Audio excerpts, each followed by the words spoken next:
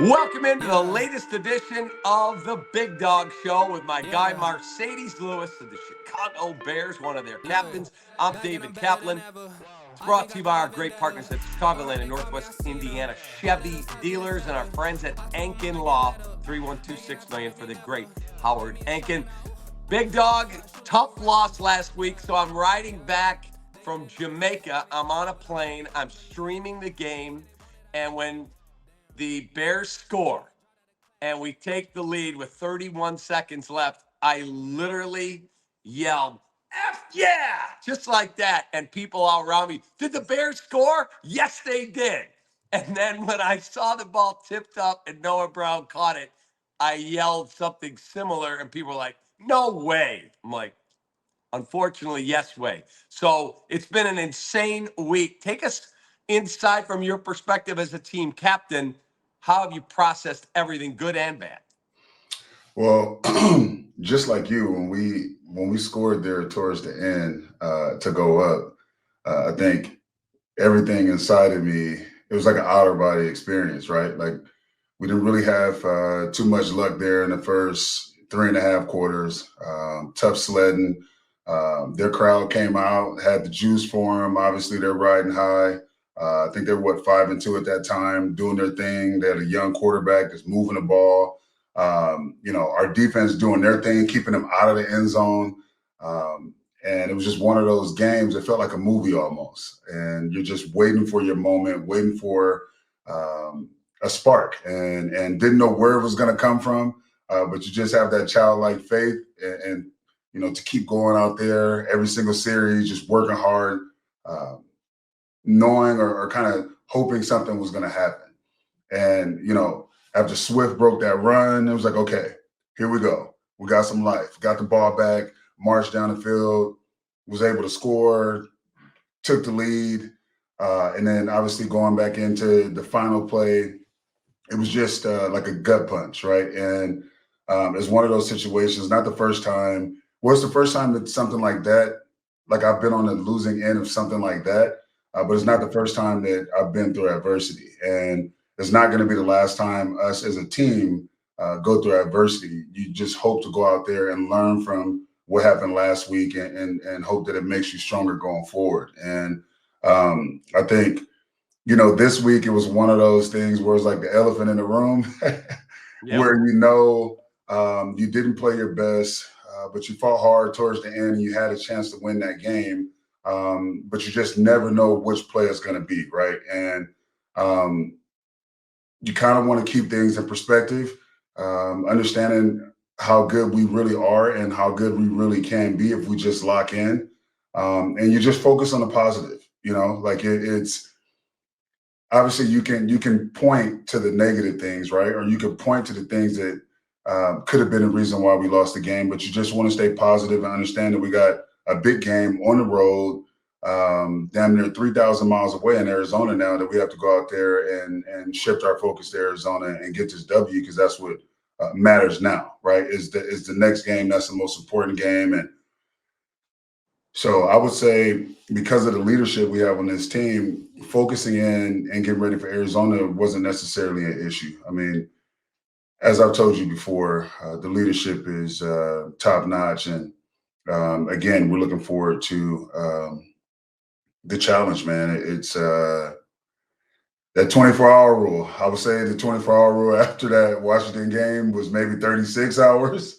Yep. but we're focused on the next one. Yeah, Bill Belichick would say, we're on to Cincinnati and we're on to Arizona, right? Yeah.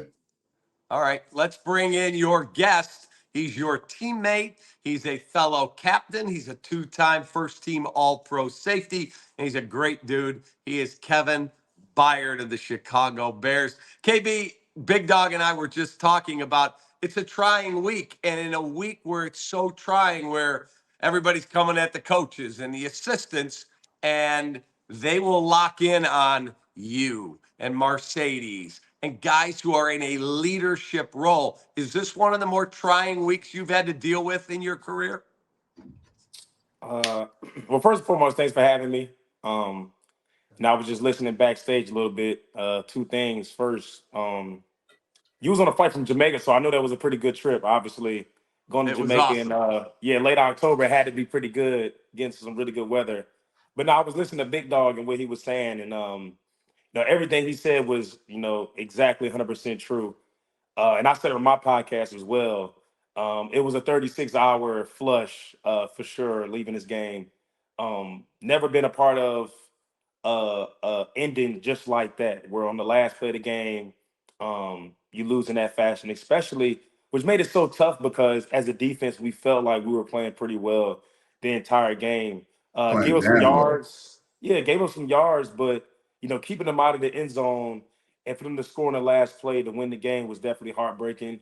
Um, but I think just as far as leaders, as captains, I think we just did a really good job of understanding what the situation was, kind of understanding and getting a good feel for the locker room, and kind of handling it in that way to where as though once we got to Wednesday, we really felt like everything was just past us. We're moving forward. And the preparation going to this week in Arizona has been just as good as it's been every single other week that it's been this year. We understand what type of team we have, the talent we have. We also understand that we haven't been playing to the standard and expectation that we want to week in and week out. So that's literally been the focus. It hasn't been a focus on anything else. I think I was obviously outside of the locker room. It's been a ton of noise, and we recognize that when you're winning and you're a team as popular as we are as the Bears, you're going to deal with a lot of outside noise. But I think we've done a great job of just not necessarily ignoring it, but just kind of making sure that we're kind of sheltered from it and just understand that if guys are listening to noise, we're as leaders making sure that we're keeping guys focused on the right thing. So um, the earlier in the week was trying a little bit, but like you said, as we kind of got past the 36 hours, it was really business as usual. Yeah, man. I really feel like, and I'll just say this: a year ago, they're not talking about the Bears like this, right? So the fact that they're talking about us and the fact that everybody else has all these expectations of us, they understand where we are too as a team, right? And it kind of puts things in perspective as far as knowing what we're capable of, right? We're still searching for that perfect game. And I'm talking about, yeah, we've had games where we've scored a lot of points on teams and, it's been pretty complimentary, but it's still not up to our standard, right? And so I think that's the beauty of it. Like things that we do out there, practice, and how we challenge each other, and the way we lead, and the way we practice and do things and carry ourselves around that building, there's a high expectation, right? And there's some personal accountability between guys on the team because we don't want to let each other down. And Right. so when if you just look at our three defeats this year, we had a shot in all of those games. Okay. And it's a situation where if we just focus in just a little bit, be able to take some of these experiences from those defeats and actually carry it over, we're Right. going to be a really good team towards the end as well, right? Like that's what it's about. It's about being able to take those lessons and then learn from those lessons, look in the mirror, confront the truth, and just stack these ones, right? And so here we are now, a chance to show our resolve, going to Arizona and play good football, good, sound, smart football, and come out of there with a victory against a team that's 3-1 their last four as well, right? They're playing really well too right now. And to go Yeah. out there in that environment, in their home, and do what we do, I'm just looking forward to the opportunity. Absolutely. KB, in terms of the role you and Marcedes play, Cole Kmet, DJ Moore, Caleb Williams, how much does Coach Eberflus lean on you guys as the leaders of the room? I mean, you and Big Dog have got what, a combined, I don't know how many, 30 years of NFL experience. How much does he lean on you to say, okay, guys, tell me where I need to be better or what you would do here, or he doesn't engage on that level? I would say, in my experience, obviously Big Dog has more experience. I feel like I've been in the league for a while. Big Dog has doubled the amount of years I've been in the league, so I had to throw that joke in there. But no, honestly, I feel like he leans more on veteran leadership more than I ever been a part of any coach. Um, just like the weekly, not only like 2 times a week, the weekly check-ins with the veterans even if it's a slight change in um meeting schedule, if it's a change on some travel stuff, he literally asks us how we feel about certain things. Most coaches, you may have a guy or two here and there that you kind of ask, but he's leaned heavily on veteran leadership, and I feel like the reason why he does that is because he knows that he has great leaders on the team.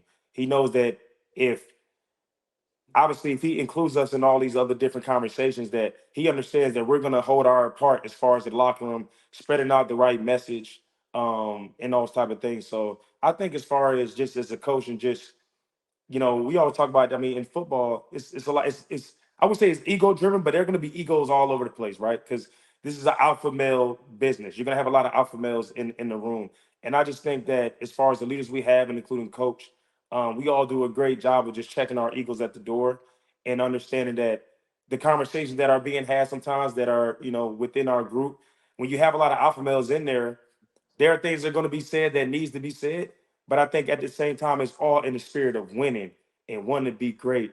So, because like I said, we're 4-3. Like Big Dog said, we feel like we should be undefeated. You know what I'm saying? To be honest, we're still trying to, as a team, figure out, how to win these tough games on the road versus playoff teams or whatever it may be.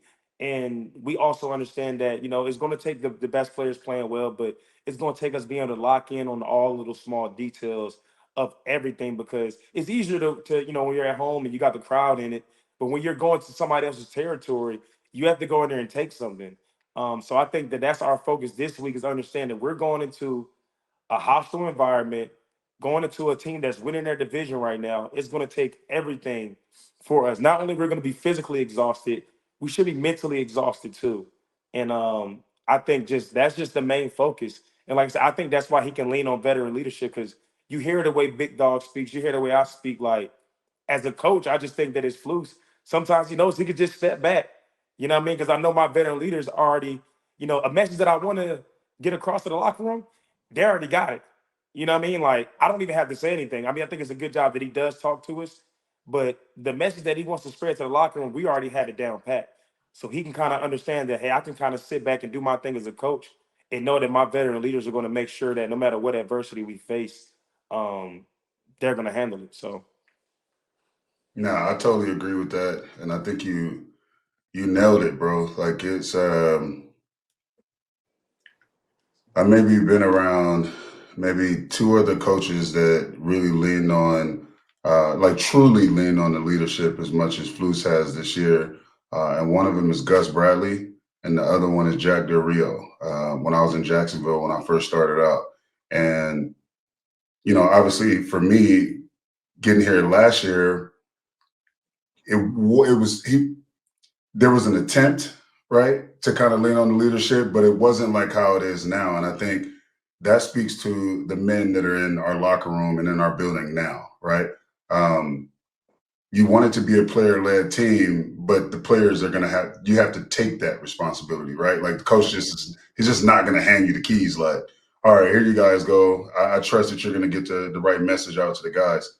I think this year, as a collective, what we have in our leadership is just different. And if I'm a guy, whether I'm a head coach, a GM, president, owner of a ball club, I'm sitting back and looking at this like we got something, right? Like we got guys, the leaders that are going to go out there, lead by example, always hold the team in high regard, make sure that everybody in the locker room is pulling in the same direction. And then when you get to the field, those same guys are going to be the guys that are leading practice, right? And want to go out there and have perfect practices, making sure if you see somebody down, or you see somebody make a mistake or drop a ball or miss a fit on defense or whatever, that those leaders are actually pulling those guys aside and taking those guys along. Like that's what great leadership is to me, right? Is when the coach doesn't have to tell you anything, right? As a leader, you're coaching yourself because you already know where you want to be and aesthetically how it's supposed to look. And I think we've taken a step this year doing that. And I'm grateful, obviously. Like I have this year, maybe another year, one more. I'm going to play one more to be around men that understand and they get it, right? So like even coming off that defeat last week, yes, it sucked, right? Like almost like unexplainable. I felt like I was in a nightmare. At one point, I felt like I was in a dream. And then literally 30 seconds later, I felt like I was in a nightmare. I feel like my emotions were just like literally like this. And like I said before, when I say a movie, like I truly meant that because you can't make this up, right? Like it's situations where like literally that's a prayer, right? It's a Hail Mary. It's a prayer. It's absolutely. And all bullshit aside, right? We've talked to Tyreek. He apologized to the team. That is what it is, right? Right. Even if, let's just say Tyreek was where he was supposed to be, everybody was boxing out, it's still a shot. It's still a 50-50 depending on the trajectory of the ball, the spin on the ball, the light coming in a DB's eyes to where he can't get to his normal launch point. You just never know what's going to happen, right? Right. Obviously, we want to do things the right way. Everybody, we want to be in the right spot. It is what it is, right? So being able to move on from that, kind of like take that information, right? Come into this week, I feel like we've had a great week of practice, almost one of the best week of practice, like you said at the beginning of the cast, that we've had. And so, like, I'm truly confident that we're going to go out there in Arizona. We're going to be confident. Everybody's going to be sound, and we're going to take care of business. So I'm, like I told you before, Cap, I'm just looking forward to the opportunity, bro.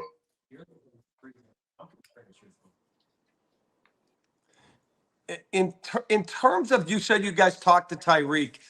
I said on the radio this morning, this is not high school. This is not Pop Warner. This is professional sports. And if Brisker can't go and Gordon can't go, like saying he's not going to start, we're just trying to win football games, man. And as long as the guys in that room, the 53 men, feel like we've addressed it, we've moved on, I don't know if any other punishment is necessary. Is that a fair statement?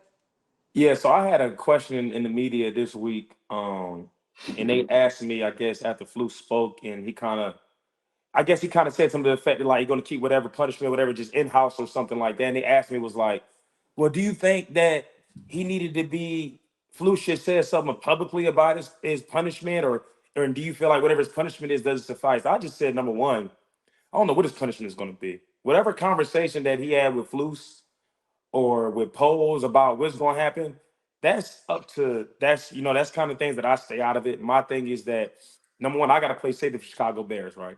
I got to handle my business first and foremost, to be worried about, oh, if this guy is going to be out there or not. Now, like you said, we're in the business of winning, right? And at the end of the day, Tyreek has helped us win football games, right? Yep. To sit here and say that Tyreek was the reason we lost the game because of the results that happened, I think it's kind of unfair to say. You know what I'm saying? That's just me personally. Did he have his best game? No, he didn't. Was there some other guys out there that probably didn't have their best games? No. So it's so hard to always point to one play losing a football game, because I just don't agree with that. And I think that Tyreek, just within himself, um, he's matured for sure. Since I first got him, since I first got here, watching it where he is now, and I think that watching him throughout this week and how he's taken the criticism, and because we all got social media, especially the generation younger than me, everybody gets social media way more than I probably am and pay attention to him a lot more. The way he's handled this week um, has been great in my opinion. Um, Obviously, coach spoke about it, and we're still behind Tyreek. Tariq's going to play in the game. You know what I mean? I don't know what's going to happen as far as starting out. I know he's going to be playing. I know he's going to be out there. He's been out there this week at practice and everything. So we're going to need him. You know what I mean? We're going to need him to play great ball. Obviously, we have other injuries and things like that. At the end of the day, you know, I just think that going forward, just with him and how he preps himself, I think this possibly could be the best thing that's happened to him. That's going to Learning happen to him in his experience. career. You know what I mean? Because now, and I'm not gonna. I just want to kind of speak on this because I know this is it's kind of like a hot topic this week, and it's not necessarily has anything to do with Tyreek himself, but like the whole Anthony Richardson situation, right? I seen now obviously he made the comments about he was tired, and obviously he got benched this week or whatever. I seen Cam Newton was on First Take this morning, and he made a great comment, which is pretty much saying how like I saw that. and Cole said the same thing earlier, talking about like about respecting the game. You know what I mean? Like I think that and Anthony Richards said something like a podcast earlier in the season or early in the off season was like that college football is harder than the NFL, right? Which is I think is a ridiculous statement that he made. But I just think it shows that, some of the younger generation, what I'm saying, like it's about respecting the game. And I think that now him going through that, and the same thing I hope for Anthony Richardson that he's not playing right now, it could be the best thing to happen to him in his career. Because I think Tyreek going forward, like he understands, like, okay, well, boom, like I have to be locked in 24/7 because this game is not easy.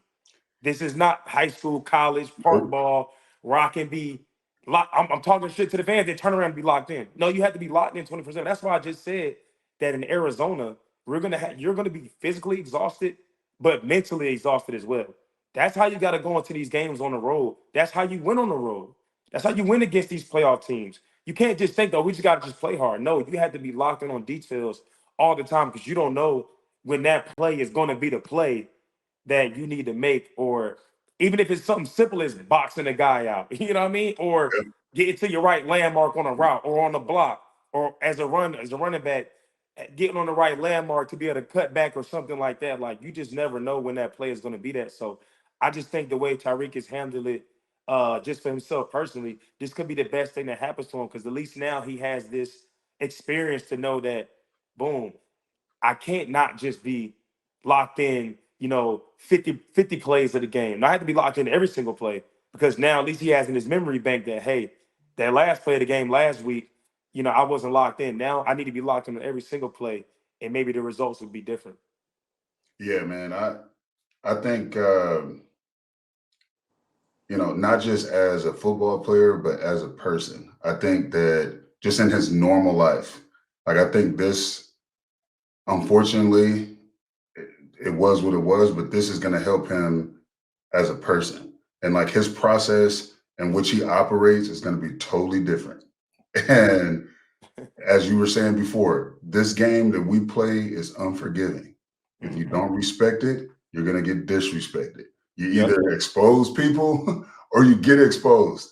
And it's as simple as that. And just like you said, it can be the smallest details, the smallest things that you see on film might pop up that you don't even know, but your muscle memory and like because you've seen it, you just put yourself in that position to do those things. People Right. ask me all the time, KB, like, Sadie's, how do you keep doing this? How are you playing for so long?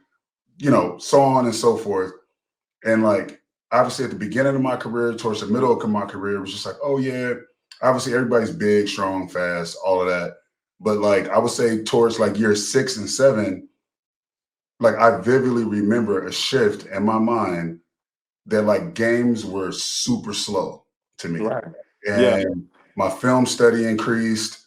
My natural ability to download movement patterns increased. Like literally at practice, and how I practiced was exactly what the game was like. Even if certain weeks weren't hard for me in practice physically, mentally I was locked in on a different level. So by the time I got to the game, I've already seen that hundreds of times. Mm-hmm. My body is just reacting to what I've already seen. Right. I go to the line of scrimmage, I already make peace with the worst case scenario, right? Depending on what play is going to happen, what's the Mm-hmm. worst thing that could happen to me, right? Now, once I take that out, good luck to whoever's in front of me, right? Because Right. now I'm already ahead of you. And it's really looking like the Matrix out there. And I think like this is going to be one of those moments for Tyreek that he's going to be able to just learn from, and he's going to increase and get at least 10% better from what he did last week. And Mm-hmm. I'm pulling for him. Obviously, we're behind him. We're a Right. team, bro, and this is how we came into the team. Regardless if we lose a game or we win a game, we do it together, right? And Absolutely. regardless if we win or lose, guess what? We still got to coach the same shit anyway. Exactly. So we might as well just roll. This is who we got, right? So 100%. KB, I it know you've got some treatments you're going to get done. Marcedes, you Yeah. guys are going to get on a plane tomorrow. Do you feel like Hey, man, the world may be against us right now, but I feel like we are in a good place rolling into Glendale, Arizona. 100%. Like I said, man, I don't think. Well, I'm not gonna say I don't think. I know for a fact that the way our prep was this week, there was no hangover from this last week's game as far as our prep during the week. This is not gonna guarantee us winning the game. You know what I mean? Like we still have to go out there and win a tough game in the desert versus a really good team. But I would just say, just based upon even the practice we had today was really great. You know what I mean? Like I think our prep has been really well. Uh, I feel really good about this game. I feel really good about our game plan. I think that we're gonna go out there and we're gonna put it together. And I think that the beauty of the challenge, like Big Dog said, is that we haven't put it all the way together. Carolina's probably the closest that we probably played well as a team, but we want to be able to do it against top tier opponents. You know what I mean? Not saying that Carolina is an NFL team, but we want to go up against a team like Arizona and go out there and show our best stuff. Because like I said, at the end of the day, man, when you're winning ball games this late in the year, every game becomes the bigger game.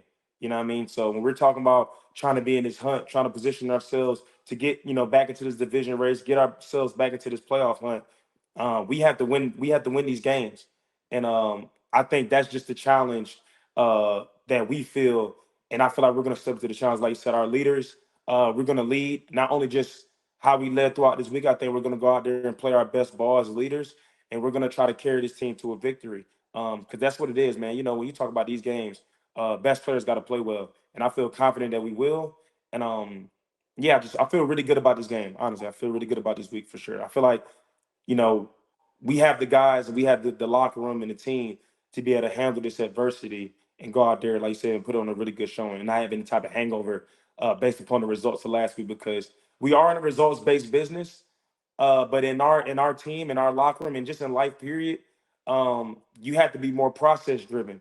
You know what I'm saying? I think our process this week has been very well. So, if you have a really good process, you can only expect good things to come from that. So I'm Absolutely. expecting good things this weekend. Well, KB, we'll let you go. Travel safely, man. And we look forward to talking to you again very, very soon. I appreciate it. Good seeing you, Appreciate Cap. you, boy. Big dog. See you You tomorrow, too. bro. No doubt. Yes, sir. So, Big Dog, I go on my Twitter, like I live on it. It's what I do. And, I get all my news, I get all my sports. And so I'm on there the other day, and we talked to your guy, John Gordon, a few weeks ago. And John Gordon has some of the best motivational stuff. I mean, I talked to you about the energy bus. John Gordon, though, had this post, and I sent it to all my kids. It says, "Don't seek happiness. Decide to work with passion and purpose, and happiness will find you." And as soon as I saw it, I'm like, that's Marcedes Lewis. That is Sadie's right there. And that is who I am. I found something that makes me happy because I've got passion and purpose in what I'm doing. And I think that's why you're still playing 19 years after you got drafted. Is that fair? Absolutely, man. And obviously, like we've talked at length off camera, um, it's easier said than done, right? Yep. And because naturally we can be results driven, so you lose sight of the process and you lose sight of the journey. Um, it's hard to kind of compartmentalize and lock in just day to day, 1 hour at a time, one day, 1 week, 1 month, 1 quarter, 1 year at a time, right? Right. Right. And that's why it's important to develop certain tools to help you and to buzz the tower, meaning to always remind you, right? When you look at boxers or MMA fighters and you see them with their hands up and they're touching their forehead, that's not to look cool, right? It's to remind them to keep their hands up, right? Yep. And even the champions, they still have to remind themselves to keep their hands up, right? Because naturally, you get in the habit, you throw a good strike, you stay in the pocket, you watch your work, and then you get countered, you get hit in the face, right? And so it's always good to buzz the tower. And sometimes, like for me, it's positive self-talk. Sometimes for me, it's good, like referring back to my notes.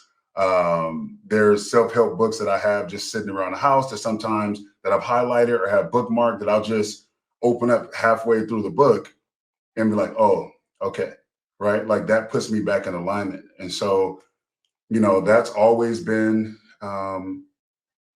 it's always been about getting better every day and being your personal best every day. And that looks different for everybody, every individual person out here breathing, right? My process is mine. Can't nobody slow it down or speed it up but me.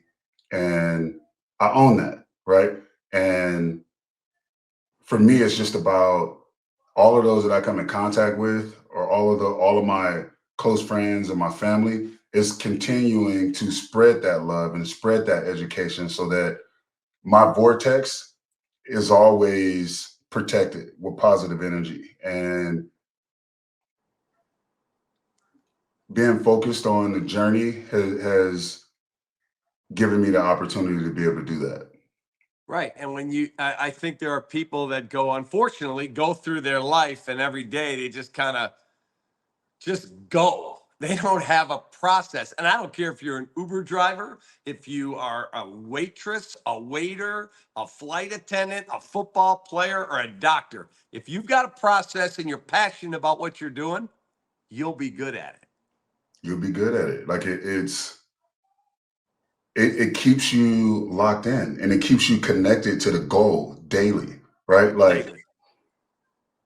Like if I didn't have a process, I would just be out here just like a chicken with my head cut off, right? Like Exactly. I mean, and so when you think about it in those terms, you can kind of visualize what success could look like had you just had a process, or if you do have a process, you stick to the process, good, bad, or indifferent, stick to your order of operation of success and what that looks like for you at the end of every day. And obviously I'm grateful that I was able to learn it early on, and I've only sharpened it. Here I sit now at 40 years old, but I'm truly grateful. You should be. Hey, before I let you go, can we get the offense going earlier in the game, please? It'll allow me to relax. Can we please? I mean, I'm gonna be optimistic about it. This is the week we're gonna start fast. This is the Love week it. we're gonna start early.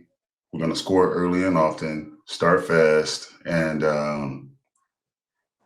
put points up early, man. Like you already know it's hard. It's hard to score in this league, right? Like Yep. So let's just say this: like if we're starting fast, let's just say no 3 and outs, right? Yes. Let's possess the ball. How about that? Okay. Yes. Let's just start with that. Let's possess the ball. Let's keep our defense off the field. And let's score. Let's get points after every drive. I'll just say that. By the way, I pick all the NFL games, and I picked the Jets last night. My kids are all going, the Jets are going to get killed. And I said, Aaron throws at least 2, if not 3 touchdowns, and the Jets are going to win. And at halftime, I'm getting texts. I was with one of my kids. He's like, told you, they're down. And I said, game ain't over, buddy. Game ain't over. And then there's Aaron delivering. Great catch by Garrett Wilson. He hits Devontae. And bingo, they Yeah. win. So I thought it Yeah. was cool. That was vintage right there. It was. When A-Rod is on his stuff, man, he's the best. He's the best walking the earth throwing that ball, bro. Like it's just the way, again, it's the way he goes about it. It's his process. It's his mind manipulating defenses and changing things at the line of scrimmage based on the coverages you have. And you can never be right? Like, unless you get pressure on that guy, he's going to dice you up, He's going to get And, you. I talked to Devontae this morning. It was good to see him have one of those games, first touchdown as a Jet.